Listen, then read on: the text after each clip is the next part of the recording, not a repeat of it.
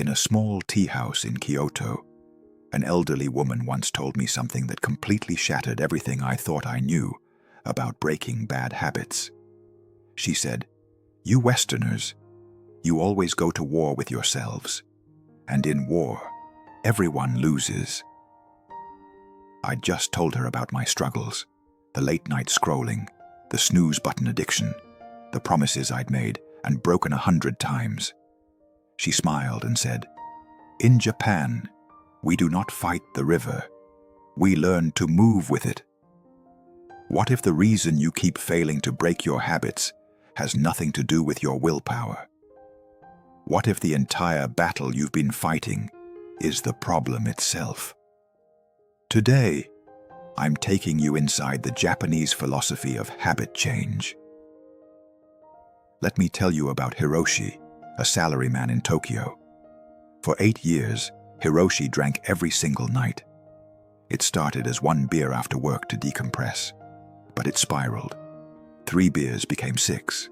6 became whiskey. He'd wake up foggy, promise himself, "Not tonight." Then find himself at the konbini buying more by 8 p.m. His wife stopped talking to him about it. His performance reviews declined. He felt ashamed, broken. He tried everything Western psychology offered: AA meetings, antabuse medication, pouring bottles down the drain, promising his family he'd quit. He'd make it 3 days, maybe 4, white-knuckling through the evenings. Then the craving would overwhelm him, and he'd drink twice as much, drowning in shame. The harder he fought it, the stronger the pull became. Then his uncle took him to visit a Zen temple in Kamakura. The monk there didn't tell him to stop drinking. Instead, he said something strange. "When the urge comes, don't push it away. Invite it in like a guest. Notice everything about it. Where does it live in your body? What does it whisper to you? Don't judge. Simply observe." Hiroshi thought this was ridiculous, but he was desperate enough to try. When the urge came, usually around 7 p.m., instead of fighting it or racing to the store, he'd sit on his balcony with green tea. He'd feel the craving fully, the restlessness in his legs, the empty feeling in his stomach, the thoughts, "Just 1 drink. You've had a hard day. You deserve it." He wouldn't argue with these thoughts. He'd just notice them like clouds passing. Then he'd observe where the urge lived, usually as tightness in his throat and heat in his chest. Something remarkable happened. By watching the urge without judgment, he created space between himself and the craving. The urge was there, but he wasn't controlled by it anymore. Within 3 months, he was drinking 3 nights a week instead of 7. Within 6 months, once a week socially. Within a year, he barely thought about it. The addiction hadn't been defeated through willpower. It had dissolved through awareness. This brings us to the first principle: understanding impermanence. In Osaka, there's a woman named Keiko who runs a small bookshop. She'd been addicted to pachinko gambling for 12 years. The flashing lights, the noise, the possibility of winning. It consumed her evenings and her savings. She tried quitting dozens of times, banned herself from parlors, gave her money to her sister, always relapsed within weeks. Then she learned a technique from her acupuncturist, who practiced traditional Japanese medicine. When the urge to gamble hit, usually around 6 p.m. when she closed the shop, she wouldn't distract herself or white-knuckle through it. She'd sit in her shop's back room and set a timer for 15 minutes. During those 15 minutes, she'd simply observe the craving like watching waves from a beach. She noticed it felt like electricity in her hands, a restlessness in her legs, mental images of the parlor's bright lights. She'd rate it. Right now, it's a 9 out of 10. Around minute 6, it would peak, maybe hitting 10. Her mind would scream that she needed to go, that this time would be different. But she kept watching. By minute 10, it had dropped to 7. By minute 15, usually down to a 4. She discovered something the Japanese have known for centuries. Nothing is permanent. Cravings are like weather. They arise, intensify, and pass. Always. You don't fight a wave. You let it move through you. The second principle is Kaizen. Improvement through steps so small they seem meaningless. In Sapporo, a young chef named Yuki had developed a serious problem. He'd taste his dishes constantly throughout his shift. Normal for a chef. But after work, he couldn't stop eating. Entire meals at midnight. His weight ballooned. His health suffered. Every diet he tried demanded dramatic change. No eating after 7 p.m. Count every calorie. Exercise an hour daily. He'd last 3 days, maybe 4, before the shame of failure sent him right back to the kitchen at midnight.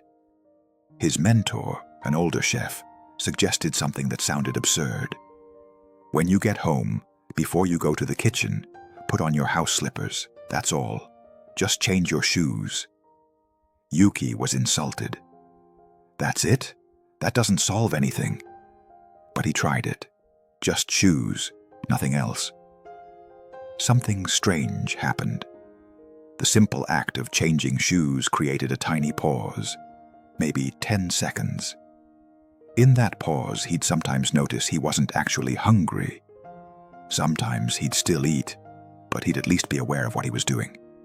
After 3 weeks, his mentor added, "Now, after the slippers, drink 1 glass of water." Slippers, then water. 2 tiny actions. The changes were so small his brain didn't panic. No alarm bells, no resistance. 4 months later, Yuki had built an entire evening routine. Slippers, water, 10 minutes of stretching, tea, light reading. The midnight eating had simply faded away. In Japan, they understand. You don't tear down. You build beside, 1 brick at a time, until the new structure makes the old one irrelevant. The third principle. Every habit serves a purpose. In Fukuoka, there's a university student named Akari.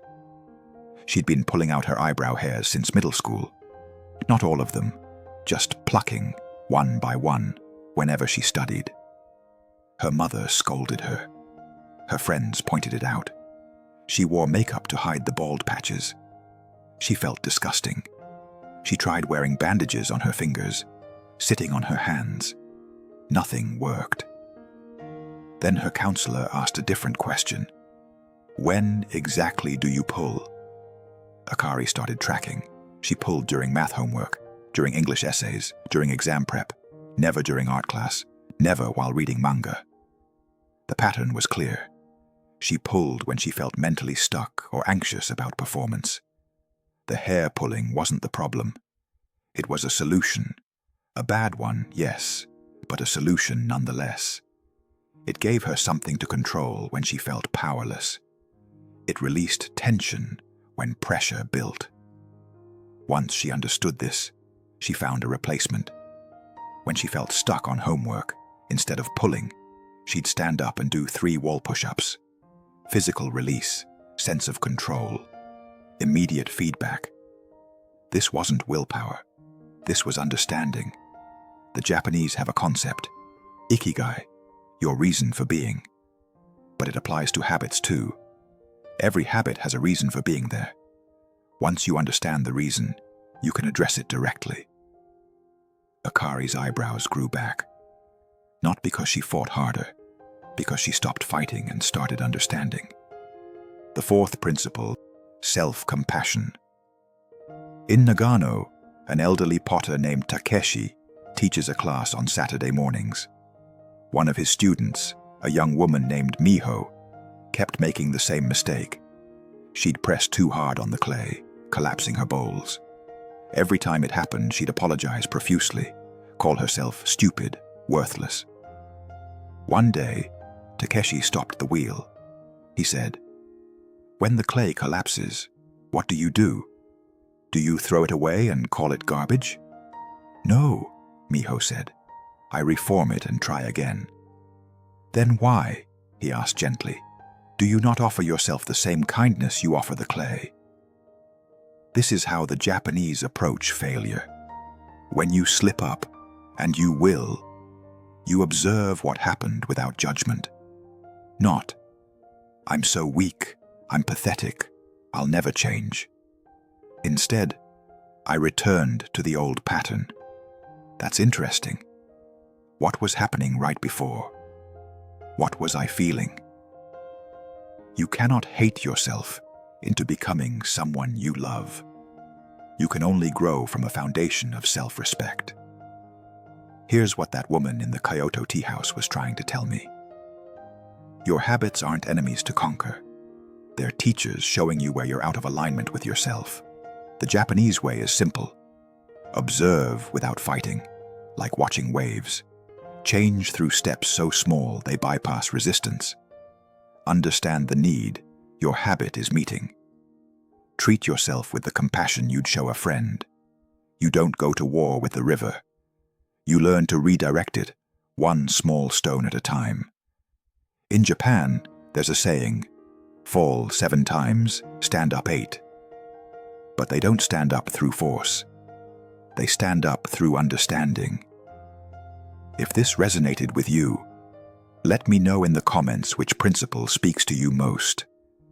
And if you want to dive deeper into Japanese philosophy and practical wisdom for modern life, subscribe. Thanks for watching. And remember, you're not broken. You're just learning to move with the river instead of against it.